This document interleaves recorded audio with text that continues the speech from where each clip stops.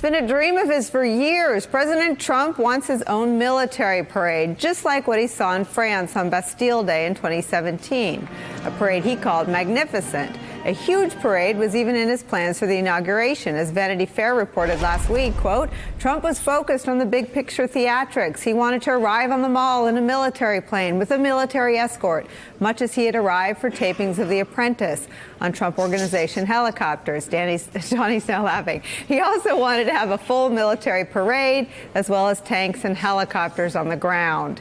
Trump's desire for a grand parade was one of the many ideas his former Defense Secretary Jim Mattis had to stop or slow down. But now that Mattis is gone, the parade could be back. Just yesterday, the president said this. We're thinking about doing on the 4th of July or thereabouts a parade, a Salute to America parade. It'll be really a gathering as opposed to a parade, I guess you'd have to say. Perhaps at the Lincoln Memorial, we're looking at sites, but we're thinking about doing something which would become perhaps a tradition, Salute to America on July 4th or July 4th weekend, somewhere around that area. I was just watching the people in the background whenever he was talking, and But if he spent as much time thinking about Syria or ISIS as he does thinking about his binky, the parade, you know, we might still have Mattis as what? Go.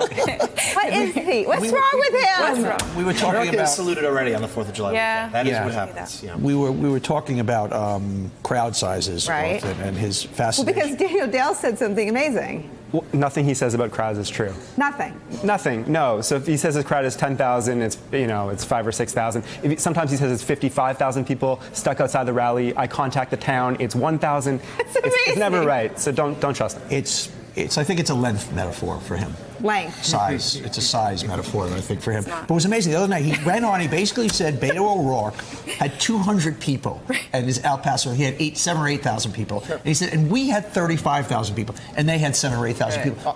And he implicated the El Paso fire people who had to issue a correction. He's like, the capacity of this room is, 8,000, but they let in 10,000. Thank you for that. And the fire people are not supposed to let in people above fire capacity, so they had to issue a statement saying, no, we did not do that. On the campaign all the time, he would make an announcement about there'd be thousands of people waiting outside, and we would just simply leave the press pen, walk outside, and there would be no one there. Yeah. But that does not stop him. This is one of his pure fixations, is crowd size. The parade, though, I mean, I get beat up when I compare him to my 7-year-old, and I'm only sorry to my 7-year-old. But don't do that to Liam. That's just not kind. But this idea that he's sitting in the Roosevelt room, I guess he was supposed to do something, talking about like and then the tanker will be after them. I mean, Kim Jong-un has a parade, and that might be why he likes him. But what is that?